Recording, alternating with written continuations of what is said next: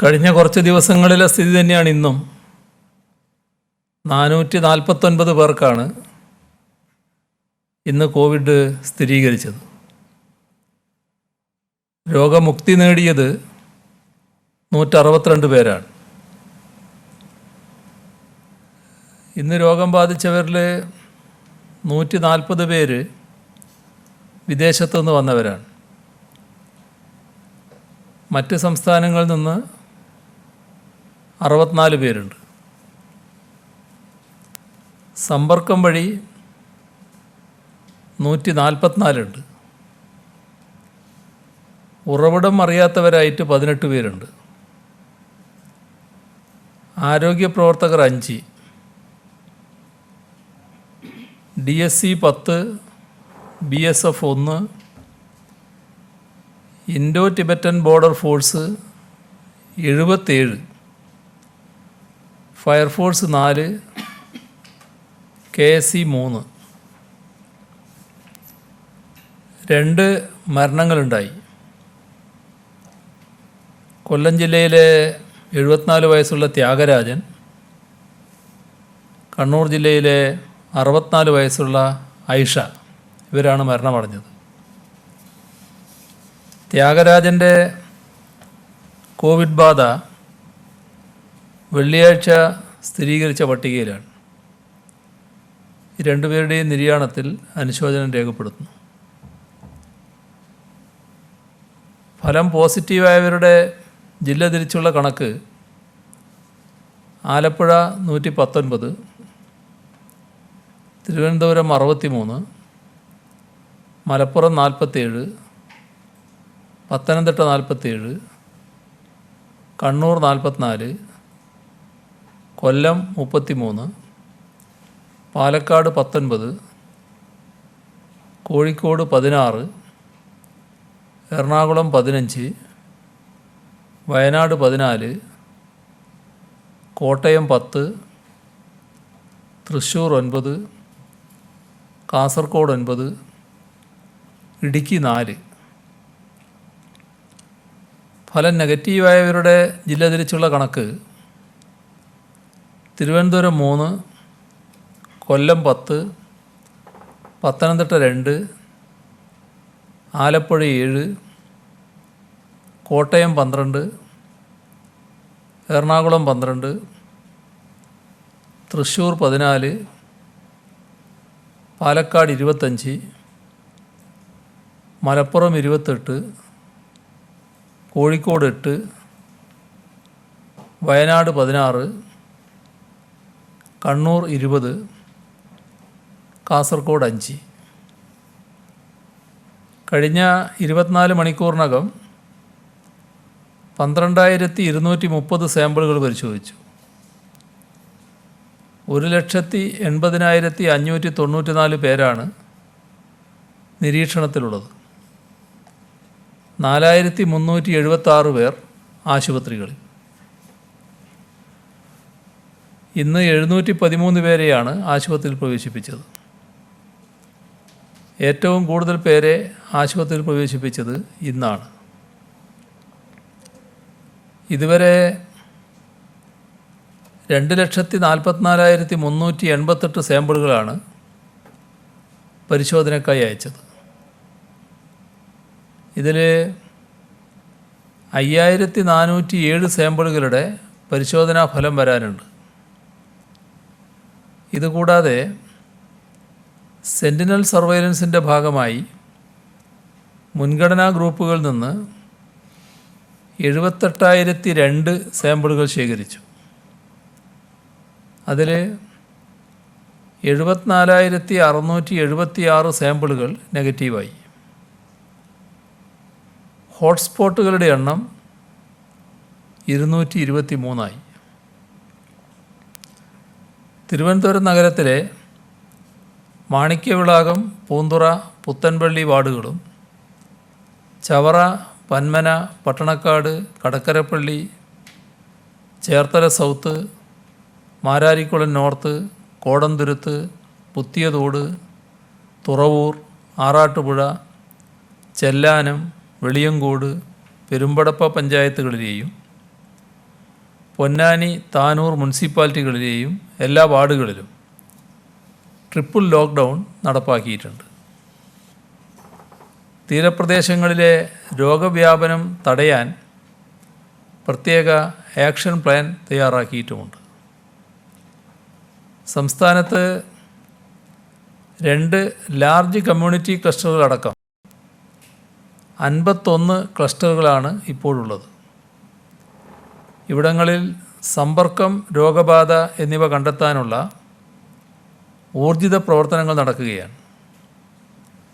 Reverse ക്വാറന്റൈനും ബോധവൽക്കരണവും ഊർജിതമായി നടപ്പാക്കുന്നുണ്ട്. First line treatment സെൻ്ററുകൾ സ്ഥാപിച്ചും സമൂഹത്തിലെ വിവിധ മേഖലകളിലെ നേതാക്കളെ അടക്കം ഉൾപ്പെടുത്തിയും ജനങ്ങളുടെ സഹകരണം തേടിയും മികച്ച ക്വാറന്റൈൻ ഏർപ്പെടുത്തിയുമുള്ള സംയോജിത പരിപാടിയാണ് നടപ്പാക്കുന്നത്. രോഗവ്യാപനം വർദ്ധിക്കുന്ന സാഹചര്യത്തിൽ ജനകീയ പ്രതിരോധം തീർക്കാനാണ് എല്ലാ ഘട്ടത്തിലും നാം ശ്രമിച്ചത്. ഈ മഹാമാരിയെ അതിൻ്റേതായ ഗൗരവത്തിൽ ചിലർ കാണുന്നില്ല എന്ന പ്രശ്നമുണ്ട്. തദ്ദേശ സ്വയംഭരണ സ്ഥാപനങ്ങളാണ് പ്രവർത്തനങ്ങൾ നന്നായി മുന്നോട്ട് കൊണ്ടുപോകുന്നത്. തുടർച്ചയായ പ്രവർത്തനമായതിനാൽ ചില മേഖലകളിൽ മടുപ്പ് വരുന്നുണ്ട്. വളണ്ടിയർമാരുടെ കാര്യത്തിൽ അത് കാണാനാകുന്നുണ്ട്. അവരെല്ലാം പ്രോത്സാഹിപ്പിച്ച് നിർത്തേണ്ടതുണ്ട്. കൂടുതൽ വളണ്ടിയർമാരെ ഈ രംഗത്ത് ആവശ്യമുള്ള ഘട്ടമാണിത്. രോഗികളുടെ വർധനയുടെ തോത് ഇനിയും വർദ്ധിച്ചാൽ നാം വല്ലാതെ പ്രയാസപ്പെടും. റിവേഴ്സ് ക്വാറന്റൈൻ വേണ്ടവർക്ക് രോഗബാധ കൂടുതലുണ്ടായാൽ ICUവിൻ്റെയും വെന്റിലേറ്ററിൻ്റെയും മറ്റ് സൗകര്യങ്ങളുടെയും ആവശ്യകത കുതിച്ചുയരുന്ന സ്ഥിതിയാണുണ്ടാവുക. ആരോഗ്യവകുപ്പ് അതിനുള്ള സജ്ജീകരണങ്ങൾ ഒരുക്കുകയാണ്. ചികിത്സാകാര്യത്തിൽ ആരോഗ്യവകുപ്പിന് തദ്ദേശം, ദുരന്ത നിവാരണം, പോലീസ് അടക്കം എല്ലാ വകുപ്പുകളുടെയും പിന്തുണ ഉറപ്പാക്കും. രോഗമുക്തരായവരിൽ സന്നദ്ധതയുള്ളവരെ ആരോഗ്യ സന്ദേശ പ്രചാരകരായി ഉപയോഗിക്കും. ഫസ്റ്റ് ലൈൻ ട്രീറ്റ്മെൻറ്റ് സെൻ്ററുകൾ അടിയന്തര പ്രാധാന്യത്തോടെയാണ് സജ്ജീകരിക്കുന്നത്. ഇവിടങ്ങളിലേക്ക് ആവശ്യം വേണ്ട താൽക്കാലിക നിയമനം നടത്താൻ നടപടി സ്വീകരിക്കും. കഴിഞ്ഞ ദിവസം കൂടുതൽ സമയം പ്രതിപാദിച്ചത് തിരുവനന്തപുരം നഗരത്തിലെ തീരമേഖലയിലെ വിഷയങ്ങളായിരുന്നു. അവിടെ ആരോഗ്യ പ്രവർത്തകർക്കെതിരെ കുറേ ആളുകൾ തെരുവിലിറങ്ങിയതും ചർച്ച ചെയ്തു. ഇന്നലെ അവിടെ കണ്ട രംഗം മാധ്യമങ്ങൾ റിപ്പോർട്ട് ചെയ്തിട്ടുണ്ട്. പൂന്തുറയിൽ ആരോഗ്യ പ്രവർത്തകരെ പുഷ്പവൃഷ്ടി നടത്തി സ്വീകരിക്കുന്നതാണ് അത്. ചെറിയ തെറ്റിദ്ധാരണ കൊണ്ട് തെരുവിൽ ഇറങ്ങിയവർ പോലും യാഥാർത്ഥ്യം മനസ്സിലാക്കി കോവിഡ് പ്രതിരോധവുമായി സർവാത്മന സഹകരിക്കാൻ തയ്യാറായ ആ കാഴ്ച പൂന്തുറയിലെ ജനങ്ങളുടെ ഉയർന്ന ബോധത്തെയാണ് സൂചിപ്പിക്കുന്നത്. ആ ജനങ്ങളെ ഹാർദമായി അഭിവാദ്യം ചെയ്യുന്നു. കഴിഞ്ഞ ദിവസങ്ങളിൽ ആവർത്തിച്ച് പറഞ്ഞതുപോലെയാണ് സംസ്ഥാനത്ത് കോവിഡ്-19 ഉയർത്തുന്ന ഭീഷണി അത് കൂടുതൽ ശക്തമാവുകയാണ്. നമ്മൾ ഇതുവരെ പിന്തുടർന്ന പ്രതിരോധ പ്രവർത്തനങ്ങൾ ജനങ്ങളുടെ ആകെ സഹകരണത്തോടെ വിട്ടുവീഴ്ചയില്ലാതെ മുന്നോട്ട് കൊണ്ടുപോകാനായാൽ അതിന് തടയിടാൻ കഴിയും. അക്കാര്യത്തിൽ സംശയമില്ല. കേരളം ഇതുവരെ സ്വീകരിച്ച മാതൃക ഫലപ്രദമാണെന്നാണ് കണക്കുകൾ വ്യക്തമാക്കുന്നത്. ഇത്തരം പകർച്ചവ്യാധികൾക്കെതിരെയുള്ള പ്രവർത്തനങ്ങളുടെ ഫലപ്രാപ്തിയെ വിലയിരുത്തുന്നത് പ്രധാനമായും 4 സങ്കേതങ്ങൾ ഉപയോഗിച്ചാണ്. 1 മരണനിരക്ക്, 2 രോഗവ്യാപനം, 3 ടെസ്റ്റ് പര്യാപ്തത, 4 രോഗമുക്തി. ഇതിൽ കേരളത്തിലെ കോവിഡ് മരണനിരക്ക് പരിശോധിച്ചാൽ നമ്മുടെ പ്രവർത്തനങ്ങൾ എത്രത്തോളം മെച്ചപ്പെട്ടതാണ് എന്ന് മനസ്സിലാക്കാം. കേസ് ഫെറ്റാലിറ്റി റേറ്റ്, അതായത് 100 കേസുകളെടുത്താൽ എത്ര മരണമുണ്ടായി എന്ന കണക്ക്. ലോക ശരാശരി അത് 4.38%. ഇന്ത്യയിലെ ശരാശരി 2.67%. കർണാടകയിലെ കേസ് ഫെറ്റാലിറ്റി റേറ്റ് 1.77%. തമിഴ്നാട്ടിൻ്റേത് 1.42%. മഹാരാഷ്ട്രയുടേത് 4.16%. കേരളത്തിൻ്റെ കേസ് ഫെറ്റാലിറ്റി റേറ്റ് 0.39%. ഒരു ദിവസത്തിൽ എത്ര മരണങ്ങളുണ്ടായി എന്നതും പരിശോധിക്കാം.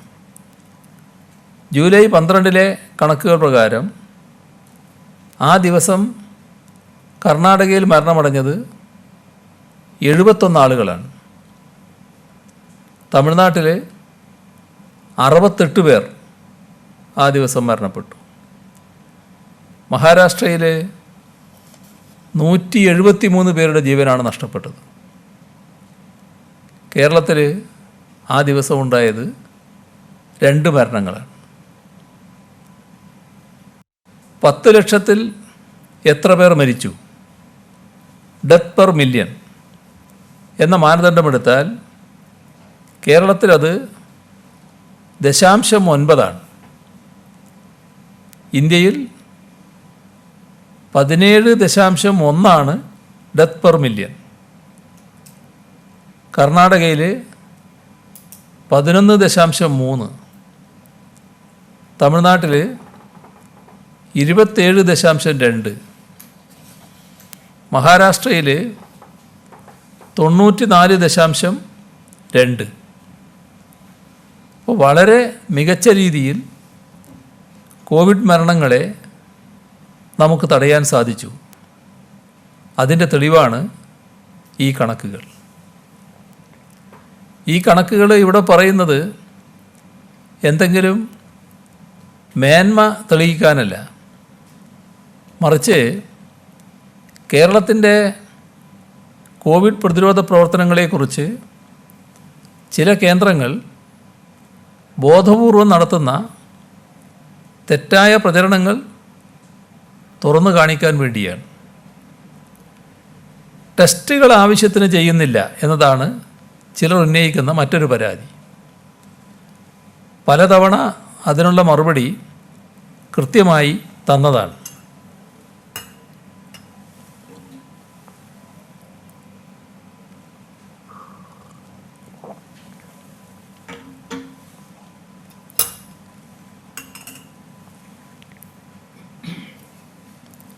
ടെസ്റ്റിൻ്റെ എണ്ണം കൂട്ടണമെന്ന് തന്നെയാണ് സർക്കാരിൻ്റെ നിലപാട്. ടെസ്റ്റുകളുടെ പര്യാപ്തത പരിശോധിക്കുന്നത് test positivity rate, test per million versus case per million എന്നീ സങ്കേതങ്ങൾ ഉപയോഗിച്ചുകൊണ്ടാണ്. ഇപ്പോൾ 100 ടെസ്റ്റുകൾ ചെയ്യുമ്പോൾ എത്ര ടെസ്റ്റുകൾ പോസിറ്റീവ് ആകുന്നുണ്ട് എന്നതാണ് ടെസ്റ്റ് പോസിറ്റിവിറ്റി റേറ്റ്. ആവശ്യത്തിന് ടെസ്റ്റുകൾ നടക്കുമ്പോഴാണ് ടെസ്റ്റ് പോസിറ്റിവിറ്റി റേറ്റ് കുറഞ്ഞിരിക്കുക.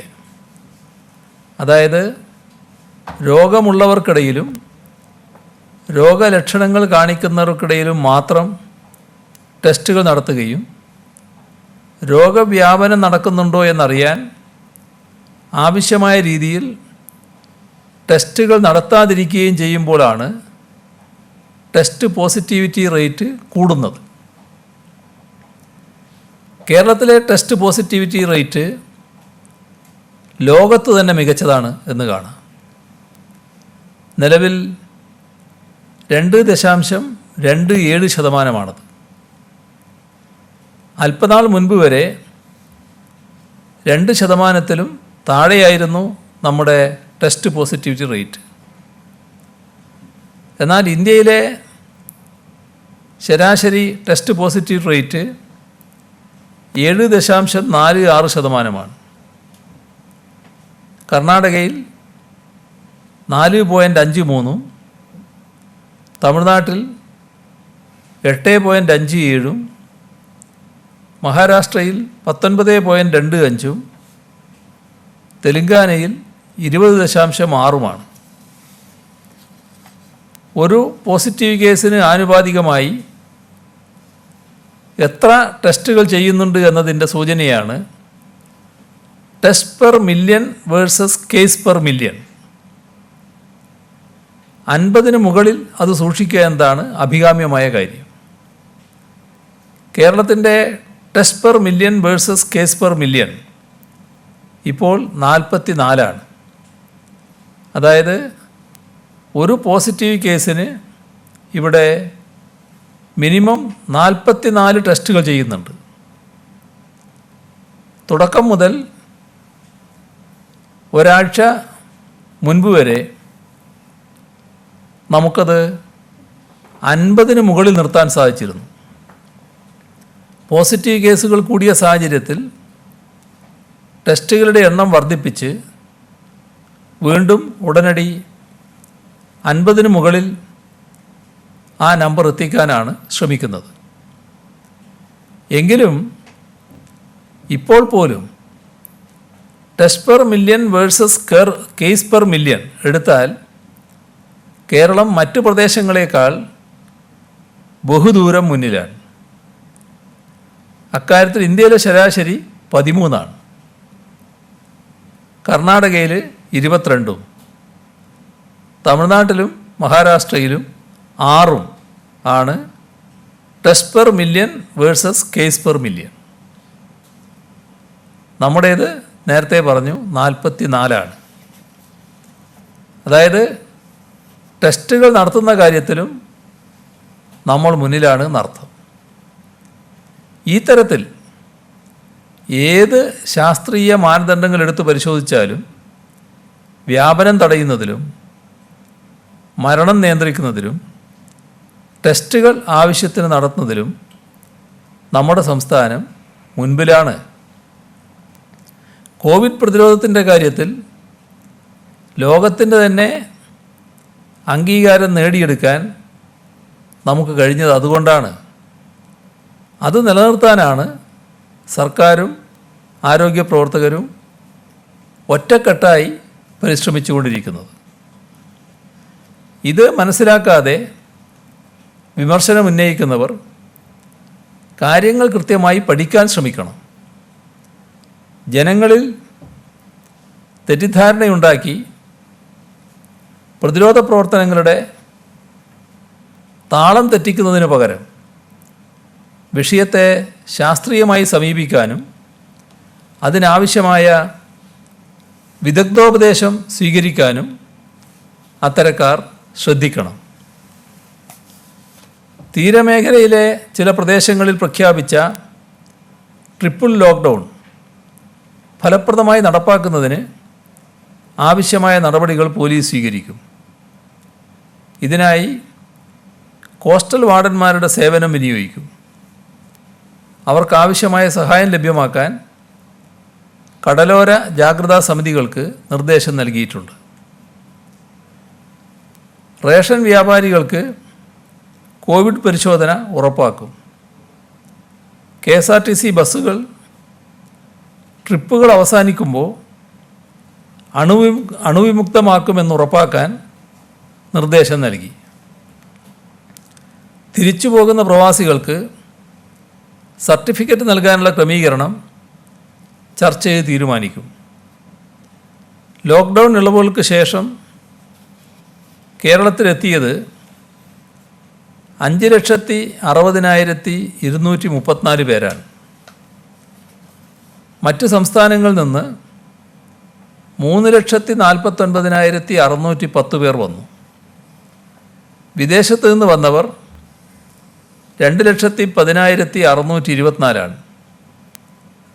വന്നവരിൽ 62.4% ആളുകളും മറ്റ് സംസ്ഥാനങ്ങളിൽ നിന്നാണ്. അവരിൽ 64.44% ആളുകളും റെഡ് സോൺ ജില്ലകളിൽ നിന്നാണ് എത്തിയത്. മറ്റ് സംസ്ഥാനങ്ങളിൽ നിന്നും 65.11% പേരാണ് റോഡ് വഴി കേരളത്തിലെത്തിയത്. 19.7% പേർ വിമാനമാർഗം, 14.43% പേർ റെയിൽവേ വഴി. 54 രാജ്യങ്ങളിൽ നിന്നായി 1187 വിമാനങ്ങളാണ് ഇതുവരെ വന്നത്. മാസ്ക് ധരിക്കാത്ത 5776 സംഭവങ്ങൾ സംസ്ഥാനത്ത് ഇന്ന് റിപ്പോർട്ട് ചെയ്തിട്ടുണ്ട്. ക്വാറന്റൈൻ ലംഘിച്ച 7 പേർക്കെതിരെ ഇന്ന് കേസ് രജിസ്റ്റർ ചെയ്തു.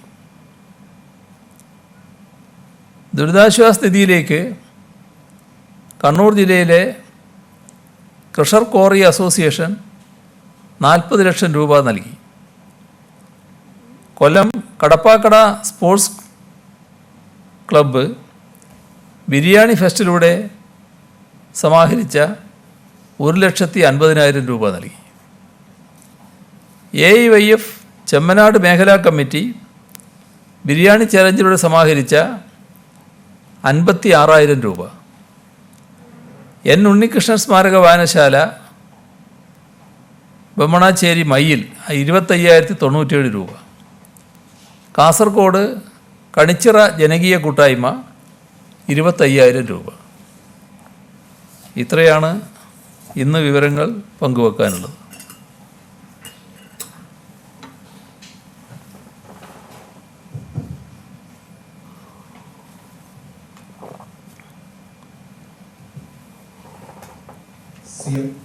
ഈ എഞ്ചിനീയറിംഗ് പരീക്ഷ 16-ാം തീയതി നടക്കുകയാണ്. അത് മാറ്റിവെക്കണമെന്ന് വിദ്യാർത്ഥികളുടെ ഭാഗത്തു നിന്നൊക്കെ ആവശ്യമുണ്ടായിരുന്നു. CM അത് പരിഗണിക്കാമെന്ന് പറഞ്ഞിരുന്നതാണ്. എന്തെങ്കിലും അക്കാര്യത്തിലൊരു തീരുമാനമായിട്ടുണ്ടോ?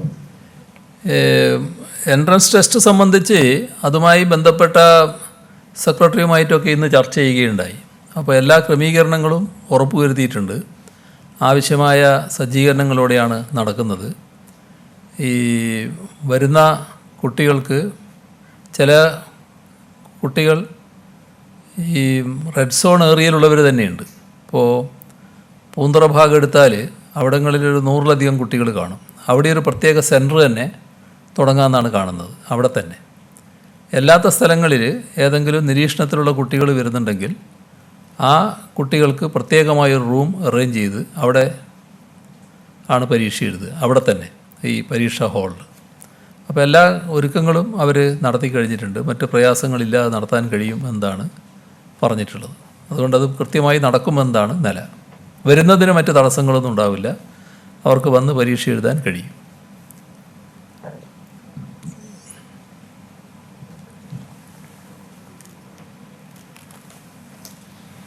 പുറത്തു നിന്ന് വരുന്ന ആൾക്കാരുടെ എണ്ണത്തെക്കാൾ കൂടുതലാണ്. നേരത്തെ നമുക്ക് അങ്ങനെ അല്ലായിരുന്നു. പുറത്തു നിന്ന് വരുന്നവർക്കായിരുന്നു കൂടുതൽ രോഗം ബാധിച്ചുകൊണ്ടിരുന്നത്. പക്ഷേ കഴിഞ്ഞ 3-4 ദിവസമായിട്ട് സമ്പർക്കത്തിലൂടെയുള്ള രോഗബാധയാണ് കൂടുതലുണ്ടാകുന്നത്. ഇത് നേരത്തെ തിരുവനന്തപുരമാണെങ്കിൽ ഇപ്പോൾ ആലപ്പുഴയും അതുപോലെ തന്നെ കാസർഗോഡ്, എറണാകുളം എല്ലാം രോഗികളുടെ എണ്ണത്തിൽ വലിയ സമ്പർക്കത്തിലുള്ള രോഗികളുടെ എണ്ണത്തിൽ വലിയ വർധന ഉണ്ടാകുന്നുണ്ട്. അങ്ങനെ ഒരു സമൂഹ വ്യാപനം ഉണ്ടായിട്ടുണ്ടോ? ഇതിന് ചില ഇടയാക്കുന്ന പ്രത്യേകമായ ചില സാഹചര്യങ്ങളുണ്ട്. ഇപ്പോൾ ITBPയുടെ ക്യാമ്പുമായി ബന്ധപ്പെട്ട് അവിടെ നല്ല തോതിൽ രോഗബാധയുണ്ടായി. അതാണ് ആലപ്പുഴയിലെ ഒരു പെട്ടെന്നുള്ളൊരു വർധനവിന് ഇടയാക്കിയിട്ടുള്ളത്. അതുപോലെ ഓരോ സ്ഥലവും പരിശോധിച്ചാൽ പ്രത്യേക കാരണങ്ങൾ കാണും. അതുകൊണ്ടാണത് ക്ലസ്റ്ററായി കണ്ടുകൊണ്ട് അവിടെ അത് തടഞ്ഞു നിർത്തുന്നതിനാവശ്യമായ നടപടികളിലേക്ക് ഇപ്പോൾ പോകുന്നത്. നമുക്ക് തടയാനാകുമെന്ന് തന്നെയാണ് കാണുന്നത്. എന്നാൽ പറഞ്ഞ കാര്യം ശരിയാണ്. നേരത്തെ ഉള്ളതിൽ നിന്ന് വ്യത്യസ്തമായ ഒരു ചിത്രമാണ് ഇപ്പോൾ ഉയർന്നു വന്നിട്ടുള്ളത്. കോട്ടയത്ത് നിന്ന് മരണം ഉണ്ടായിട്ടുണ്ട്. അപ്പോൾ അതൊന്നും CMന്റെ ലിസ്റ്റിൽ കാണുന്നില്ല. അപ്പോൾ നമ്മൾ ഒരു തവണ അദ്ദേഹം പോസിറ്റീവ് ആയിരുന്നു. അപ്പം അതിനുശേഷമാണ് ഇപ്പം മരണപ്പെട്ടത്. അപ്പം നമ്മൾ എന്തുകൊണ്ടാണ് ലിസ്റ്റിൽ നിന്ന് ഉൾപ്പെടാത്തത്? അതെന്താണെന്ന് പ്രത്യേകം ചോദിച്ചു പറയാം. പിന്നെ CM ഈ കോവിഡിന് അപ്പുറത്തേക്ക് ഇപ്പം വലിയൊരു വിവാദമായി വന്നത് ഈ സ്വർണ്ണക്കടത്ത് കേസാണ്. ഇന്നിപ്പോൾ പ്രതിപക്ഷം അതിൽ അങ്ങ് നേരത്തെ മറുപടി പറഞ്ഞെങ്കിൽ ഇന്നിപ്പോൾ സർക്കാരിനെതിരെ അവിശ്വാസ പ്രമേയം കൊണ്ടുവരുമെന്നാണ് പറയുന്നത്. സ്പീക്കറെ മാറ്റാനുള്ള പ്രമേയം കൊണ്ടുവരുമെന്ന് ഏറ്റവും കടുത്ത ഒരു രാഷ്ട്രീയ തീരുമാനത്തിലേക്ക് പോകുന്നു. അവർ പറയുന്നത് രണ്ട് കാര്യമാണ്. ഒന്നിപ്പോൾ ആരോപണ വിധേയനായ അങ്ങയുടെ മുൻ പ്രിൻസിപ്പൽ സെക്രട്ടറിയെ നടപടി സ്വീകരിക്കുന്നില്ല, അങ്ങയുടെ ഓഫീസിനെ കുറിച്ചും അന്വേഷണ പരിധി ഉൾപ്പെടുത്തണമെന്നീ ആവശ്യങ്ങൾ അങ്ങയുടെ രാജ്യവും ആവശ്യപ്പെടുന്നുണ്ട്. ആ രീതിയിൽ ഒരു ശക്തമായ സമരത്തിലേക്ക് അവർ പോകുന്നു, അവിശ്വാസ പ്രമേയം ഉൾപ്പെടെ കൊണ്ടുവരുന്നത്. അല്ല, അതിലിപ്പോൾ എനിക്ക് പ്രത്യേകിച്ച് പറയാനില്ലല്ലോ കാര്യങ്ങൾ. കാരണം എന്ത് വേണമെന്നുള്ളത് അവർ തന്നെ പറയുകയാണ്. ഒന്ന്, ഇവിടെ കേസുമായി ബന്ധപ്പെട്ട് ഫലപ്രദമായ അന്വേഷണം ഇപ്പോൾ നടക്കുന്നുണ്ട്. ഇപ്പോൾ വന്നിടത്തോളം സൂചനകൾ വെച്ചാൽ കൃത്യമായ രീതിയിലാണ് അന്വേഷണം പോകുന്നത്. ആ അന്വേഷണത്തിൽ ആരൊക്കെയാണോ കുറ്റവാളികളായിട്ടുള്ളത്, ആർക്കൊക്കെയാണോ പങ്കുള്ളത്, അതൊക്കെ പുറത്തു വരട്ടെ. അതിനെന്താ നമ്മൾ വേവലാതിപ്പെടുന്നത്? നല്ല സ്പീഡിൽ തന്നെ കാര്യങ്ങൾ നീങ്ങിയല്ലേ. അല്ലാതെ ഓരോ ആളും തീരുമാനിക്കുന്ന മുറക്ക് അന്വേഷണ ഫലം വരുമോ? അങ്ങനെയാണെങ്കിൽ പിന്നെ അന്വേഷണം വേണോ? ഇവിടെ അന്വേഷണ ഏജൻസി നമ്മുടെ ഇന്ത്യയിലെ ഏറ്റവും പ്രമുഖ ഏജൻസികളിൽ ഒന്നാണ്. അപ്പോൾ NIAയുടെ അന്വേഷണം തുടങ്ങിക്കഴിഞ്ഞു. നമുക്കിപ്പോൾ അതിൻ്റെ മറ്റ് കൂടുതൽ വിവരങ്ങൾ അറിയില്ല. അതിൻ്റെ ഭാഗമായി ആര് കുറ്റവാളിയായാലും അവരെ സംരക്ഷിക്കുന്ന നിലപാട് സംസ്ഥാന ഗവൺമെൻറ് സ്വീകരിക്കില്ല. ആ അന്വേഷണത്തിന് എല്ലാ പിന്തുണയും നേരത്തെ തന്നെ പ്രഖ്യാപിച്ചിട്ടുമുണ്ട്. എന്ത് സഹായം വേണമെങ്കിലും സംസ്ഥാന ഗവൺമെൻറ് നൽകുമെന്നും പറഞ്ഞിട്ടുണ്ട്. എന്താണ് അതിന് കാത്തു നിൽക്കാൻ പ്രയാസം? എന്തിനാണ് അതിന് വല്ലാതെ പ്രയാസപ്പെടുന്നത്? പിന്നെ സാധാരണഗതിയിൽ സ്പീക്കർ എന്നത് ഇത്തരത്തിലുള്ള വിവാദങ്ങളിൽ ഉൾപ്പെടുത്തേണ്ട ഒരാളല്ല. അതും ഇന്നത്തെ നിലയിൽ അനാവശ്യമായ വിവാദത്തിൽ ഉൾപ്പെടുത്തുന്നതാണ് കാണുന്നത്. ഒരു പരിപാടിയിൽ പങ്കെടുക്കാൻ വേണ്ടി ക്ഷണിച്ച് മാസങ്ങൾക്ക് മുൻപ് ആ പരിപാടിയിൽ പങ്കെടുത്തതിൻ്റെ പേരിലാണ് സ്പീക്കർക്കെതിരെ അവിശ്വാസം കൊണ്ടുവരുമെന്ന് പറയുന്നത്. എന്താണ് അതിൻ്റെ അർത്ഥം? അന്ന് ഈ പറയുന്ന കൂട്ടർ ഇത്തരത്തിലൊരു സംഭവത്തിൽ പങ്കാളിയാകാൻ പോകുന്നവരാണെന്ന് ആർക്കും അറിയില്ല. ഏതെങ്കിലും തരത്തിലുള്ള വിവാദങ്ങളും ഉയർന്നു വന്നിട്ടില്ല. അപ്പോൾ വിവാദങ്ങളില്ലാത്ത ഒരു ഘട്ടത്തിൽ പങ്കെടുത്തതിന് അതിൻ്റെ മേലെ അവിശ്വാസം കൊണ്ടുവരുന്നതിന് സാധാരണഗതിയിൽ എന്തെങ്കിലും ന്യായമുണ്ടോ? അങ്ങനെ ആരെങ്കിലും ചെയ്യുമോ? അപ്പോൾ വിഷയദാരിദ്ര്യം ഉണ്ട് എന്നുള്ളത് കൊണ്ട് ഏതെങ്കിലും തരത്തിൽ എതിർക്കണം. അതിനുവേണ്ടി കണ്ടെത്തുന്ന മാർഗങ്ങളാണ്. ഇപ്പോൾ എൻ്റെ ഓഫീസുമായി ബന്ധപ്പെട്ട് എൻ്റെ ഓഫീസിൻ്റെ ഭാഗമായിരുന്ന ഒരാൾ അതിൽ ഈ വിവാദ വനിതയുമായി ബന്ധപ്പെട്ടു എന്നതിൻ്റെ മേലെയാണ് അദ്ദേഹത്തെ മാറ്റി നിർത്തുന്ന നിലപാട് സ്വീകരിച്ചത്. അത് UDFനാണെങ്കിൽ സ്വപ്നം കാണാൻ പറ്റുമായിരുന്നോ? UDF ആണെങ്കിൽ അങ്ങനെ ഒരു നിലപാട് സ്വീകരിക്കുമോ? പക്ഷേ ഇന്നത്തെ മുഖ്യമന്ത്രിയുടെ ഓഫീസുമായി ബന്ധപ്പെട്ട് അത്തരത്തിൽ വിവാദ ഒരു സ്ത്രീയുമായി ബന്ധപ്പെട്ട ഒരാൾ ഓഫീസിൻ്റെ ഭാഗമാകേണ്ടതില്ല എന്ന നിലപാടെടുത്തു. അതിനപ്പുറം കാര്യങ്ങൾ വരുന്നുണ്ടോ? അങ്ങനെ വരുന്നുണ്ടെങ്കിൽ ആ ഘട്ടത്തിൽ അതുമായി ബന്ധപ്പെട്ടുള്ള കർക്കശ നടപടിയിലേക്ക് നീങ്ങും, ഒരു സംശയവും വേണ്ട. അതല്ലേ സാധാരണ നിലക്ക് ചെയ്യാൻ സാധിക്കൂ. ശിവശങ്കറിനെതിരെ നടപടിയെടുത്തു എന്ന് അങ്ങ് മാറ്റി നിർത്തി അങ്ങ് പറഞ്ഞു. പക്ഷേ UDF കാലത്ത് ഒരു ചരിത്രമുണ്ട്. അന്ന് സോളാർ കേസിൽ ടെന്നി ജോബൻ എന്ന അന്നത്തെ മുഖ്യമന്ത്രിയുടെ ക്ലർക്കായ ആൾക്കെതിരെ ആരോപണം വന്നപ്പോൾ അദ്ദേഹത്തെ അറസ്റ്റ് ചെയ്തു. ഈ സംഭവവുമായി ബന്ധപ്പെട്ട് അവിടെ നിന്ന് 2 പേരെ ഒഴിവാക്കി, അവർക്കെതിരെ കേസുണ്ടായിരുന്നു. എന്നാൽ M. ശിവശങ്കറിനെതിരെ ഈ നിമിഷം വരെ അത്തരത്തിലൊരു അന്വേഷണം അങ്ങയുടെ വകുപ്പിൽ നിന്ന് പോലുമില്ല. മാത്രമല്ല, ഈ പറയുന്ന വിവാദ വനിതയെ പലർക്കും പരിചയപ്പെടുത്തി കൊടുത്തത് M. ശിവശങ്കറാണെന്ന കാര്യം അങ്ങയ്ക്ക് അന്വേഷിച്ചാലോ അല്ലെങ്കിൽ ആർക്കും ഇവിടെ അത്തരം ഒരു വിവരം ഇവിടെ ലഭ്യമാണ്. അപ്പോൾ എന്തുകൊണ്ടാണ് ശിവശങ്കറിനെതിരെ നടപടിയില്ലാത്തത്? അദ്ദേഹം ഇപ്പോഴും അവധിയിലാണ്, പൂർണ്ണ ശമ്പളം വാങ്ങുന്നു, അദ്ദേഹത്തിനെതിരെ സസ്പെൻഷൻ ഉണ്ടാകുമെന്ന് പറയുന്നു. പക്ഷേ ഇപ്പോൾ അത്തരം ഒരു നടപടിയും എടുത്തില്ല. എന്തുകൊണ്ടാണ് ഇത്തരത്തിൽ ശിവശങ്കറിനെ സംരക്ഷിക്കുന്ന ഒരു സമീപനം എടുക്കുന്നത്? ഇവിടെ ശിവശങ്കറിൻ്റെ കാര്യത്തിൽ കാണേണ്ടത്, ശിവശങ്കർ ഈ സ്ത്രീയുമായി ബന്ധപ്പെട്ടു എന്ന് കണ്ടതിൻ്റെ മേലെയാണ് മാറ്റി നിർത്തിയത്. അതിനപ്പുറം ഏതെങ്കിലും തരത്തിലുള്ളൊരു കാര്യം ഇന്ന് സർക്കാരിൻ്റെ ശ്രദ്ധയിലില്ല. ഒരു കാര്യം സർക്കാർ ഇപ്പോൾ തന്നെ ഏർപ്പാട് ചെയ്തിട്ടുണ്ട്. അത് ഈ നിയമനം, ഈ സ്ത്രീയെ നിയമിക്കാനിടയായ സാഹചര്യം അതെന്താണ്, അതിൻ്റെ ശരിതെറ്റെന്താണ്, ആ കാര്യം അന്വേഷിക്കുന്നതിന് ചീഫ് സെക്രട്ടറിയെയും ധനകാര്യ ACSനെയും ചുമതലപ്പെടുത്തിയിട്ടുണ്ട്. ആ അന്വേഷണത്തിൻ്റെ ഭാഗമായിട്ട് അതിലെന്തെങ്കിലും വീഴ്ചകളുണ്ടോ എന്നുള്ളത് വരട്ടെ. അല്ലാതെ ഓരോരുത്തരുടെയും സങ്കല്പത്തിനനുസരിച്ച് നടപടിയെടുക്കാൻ പറ്റുമോ? ഏതെങ്കിലും ഒരു തരത്തിൽ പ്രശ്നങ്ങൾ തെളിഞ്ഞു വരുമ്പോഴാണല്ലോ മറ്റ് നടപടികളുണ്ടെങ്കിൽ നടപടിയെടുക്കുക. ഇപ്പം അങ്ങനെയൊരു സംഭവം ഉണ്ടായിട്ടില്ല, അതുകൊണ്ട് നടപടിയിലേക്ക് പോയിട്ടില്ല. ഈ ശിവശങ്കർ എന്ന് പറയുന്നത് സാധാരണ മനുഷ്യരായിരുന്നില്ല. താങ്കൾ വിശ്വസിച്ച് ഒരുപാട് കാര്യങ്ങൾ ഏൽപ്പിച്ച പ്രിൻസിപ്പൽ സെക്രട്ടറി ആയിരുന്നു. ഒരുപാട് സുപ്രധാന വകുപ്പുകൾ അദ്ദേഹം കൈകാര്യം ചെയ്തു. അങ്ങനെയുള്ള ഒരു മനുഷ്യൻ ഇത്തരം ഒരു ഇടപാടിൽ പോയി പെട്ടത് താങ്കളോട് കൂടി കാണിച്ച ഒരു അനീതിയല്ലേ? നമ്മൾ കാണേണ്ടത്, സാധാരണഗതിയിൽ ഇത്തരം ഒരു വിവാദ സ്ത്രീയുമായിട്ട് അദ്ദേഹം ബന്ധപ്പെടാൻ പാടില്ലായിരുന്നു. ബന്ധപ്പെട്ടത് മനസ്സിലാക്കിയപ്പോൾ തന്നെ അദ്ദേഹത്തെ ഓഫീസിൽ നിന്ന് മാറ്റി നിർത്തി. അതാണല്ലോ ഞങ്ങൾക്ക് ചെയ്യാൻ കഴിയുന്ന കാര്യം. ഇന്ന് അദ്ദേഹം ഓഫീസിൻ്റെ ഭാഗമല്ല, അതല്ലേ വസ്തുത, അതല്ലേ നമ്മൾ കാണേണ്ടത്. CM, ഇന്ന് പോലീസിലൊരു പരാതി IT ഇൻഫ്രാസ്ട്രക്ചർ ലിമിറ്റഡ് നൽകിയിട്ടുണ്ട്. അത് ഈ നിയമനവുമായി ബന്ധപ്പെട്ടാണ്, വ്യാജ സർട്ടിഫിക്കറ്റ് നൽകിയതുമായി ബന്ധപ്പെട്ടാണ്. അതിൽ ഈ നിയമനം നടത്തിയ പ്രൈസ് വാട്ടർ ഹൗസ് കൂപ്പേഴ്സിനെതിരെയും പരാതി നൽകിയിട്ടുണ്ട്.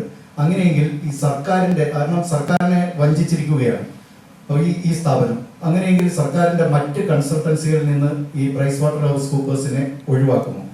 ആ കാര്യവും ഒരു അന്വേഷണത്തിന് ഇരിക്കുകയാണ്. അന്വേഷണത്തിൻ്റെ ഭാഗമായി കണ്ടെത്തുന്ന നിഗമനങ്ങളുടെ ഭാഗമായി എന്ത് നടപടിയും സ്വീകരിക്കും. അതാ ഞാൻ നേരത്തെ പറഞ്ഞതുപോലെ, ഒരു തെറ്റ് ചെയ്തവരെയും സംരക്ഷിക്കാൻ ഈ സർക്കാർ ഉണ്ടാവില്ല. കർക്കശമായ നടപടിയിലേക്ക് തന്നെ നീങ്ങും. ഏതെങ്കിലും ഒരു സർക്കാർ ഉദ്യോഗസ്ഥൻ സർക്കാരിനെ വിമർശിച്ച് പോസ്റ്റ് ഇട്ടാൽ സസ്പെൻഡ് ചെയ്യും. ഏതെങ്കിലും ഒരു പോലീസുകാരൻ ഡ്യൂട്ടിയിൽ അല്ലെങ്കിൽ പോലും മദ്യപിച്ച് ബഹളമുണ്ടാക്കാൻ സസ്പെൻഡ് ചെയ്യും. ശിവശങ്കറിനെ സസ്പെൻഡ് ചെയ്യാതിരിക്കാനും അന്വേഷണം നടത്താതിരിക്കാനും അങ്ങേക്ക് എന്താണ് താല്പര്യം? ശിവശങ്കറിനെ സസ്പെൻഡ് ചെയ്യണമെങ്കിൽ സസ്പെൻഡ് ചെയ്യാൻ മാത്രമുള്ള കാരണങ്ങൾ വരണം. ഏത് കാരണത്തിനാണ് ഇപ്പോൾ സസ്പെൻഡ് ചെയ്യുക? അദ്ദേഹം ഒരു സ്ത്രീയുമായി ബന്ധപ്പെട്ടിരുന്നുവെന്ന് നാട്ടിൽ ചില പരാതികൾ ഉയർന്നിട്ടുണ്ട്, മാധ്യമങ്ങൾ റിപ്പോർട്ട് ചെയ്തിട്ടുണ്ട്. അതിൻ്റെ ഭാഗമായി തന്നെ അദ്ദേഹത്തെ ഓഫീസിൽ നിന്ന് മാറ്റി നിർത്തിയിട്ടുണ്ട്. മറ്റ് പരാതികൾ ഏതെങ്കിലും ഉണ്ടെങ്കിൽ ആ പരാതികൾ ഒരു അന്വേഷണത്തിൻ്റെ ഭാഗമായി തെളിഞ്ഞു വരണ്ടേ? ആ അന്വേഷണത്തിൻ്റെ ഭാഗമായി തെളിഞ്ഞു വരട്ടെ എന്തെങ്കിലും ഉണ്ടെങ്കിൽ ആ ഘട്ടത്തിൽ നടപടികളെടുക്കും. നിങ്ങൾ അന്വേഷണത്തെ, ഇന്ന് ഫലപ്രദമായ അന്വേഷണം നടക്കുകയാണല്ലോ, ആ അന്വേഷണം നടക്കുമ്പോൾ ആ അന്വേഷണത്തെ മറ്റൊരു വഴിക്ക് വഴിതിരിച്ചു വിടാൻ ശ്രമിക്കണോ? അവരെ നമുക്ക് കുറച്ച് നാൾ വിശ്വസിച്ചൂടെ? എന്താണ് അന്വേഷണ രീതി എന്ന് നോക്കിക്കൂടെ? അതല്ലേ നോക്കേണ്ടത്, അതിനല്ലേ നമ്മൾ കാത്തു നിൽക്കേണ്ടത്.